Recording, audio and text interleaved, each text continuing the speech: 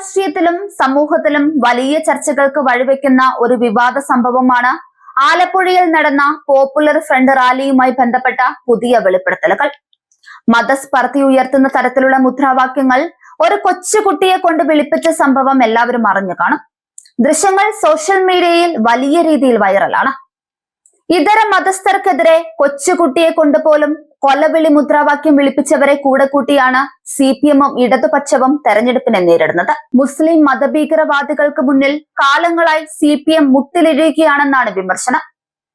2022 May 21 ആലപ്പുഴയിൽ നടന്ന popular front റാലിയിലാണ് ഹിന്ദുക്കളെയും ക്രൈസ്തവരുടെയും കാലന്മാരാണ് തങ്ങളെന്ന് സൂചിപ്പിച്ച് 10 വയസ്സുകാരൻ മുദ്രാവാക്യം വിളിച്ചത്. 100 കണക്കിന് ആളുകൾ ഇത് ഏറ്റുവിളിക്കുകയും ചെയ്തു.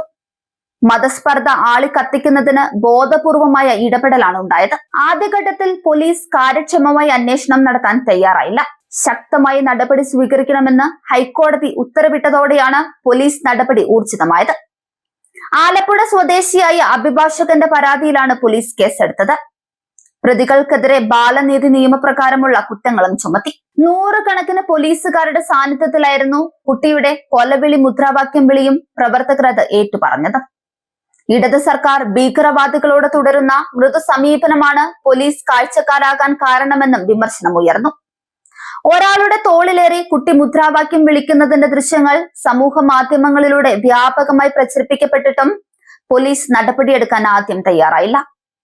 BJP നേതാവ് അഡ്വക്കേറ്റ് രൺജിത് ശ്രീനിവാസനെ കൊലപ്പെടുത്തി മാസങ്ങൾക്കകം ആലപ്പുഴ നഗരത്തിൽ ഇത്തരത്തിലൊരു പരിപാടിക്ക് അനുവാദം കൊടുക്കുന്നതിന് രഹസ്യാന്വേഷണ വിഭാഗം ഉൾപ്പെടെ എതിർത്തെങ്കിലും ഭരണതലത്തിൽ നിന്ന് അവർക്ക് അനുമതി കൊടുത്തു.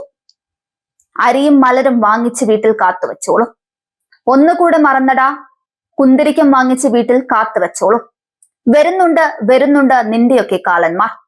മര്യാദയ്ക്ക് ജീവിച്ചാൽ നമ്മുടെ നാട്ടിൽ ജീവിക്കാം, മര്യാദയ്ക്ക് ജീവിച്ചില്ലെങ്കിൽ നമുക്കറിയാം ആസാദി.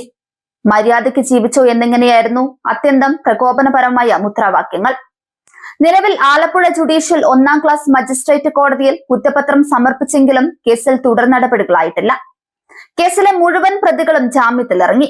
കുട്ടിയുടെ അച്ഛനാണ് മുദ്രാവാക്യം എഴുതി തയ്യാറാക്കിയതെന്ന് പോലീസ് കണ്ടെത്തിയിരുന്നു. PFI ആലപ്പുഴ ജില്ലാ പ്രസിഡന്റ് നവാസ് വണ്ടാനമാണ് 1ാം പ്രതി.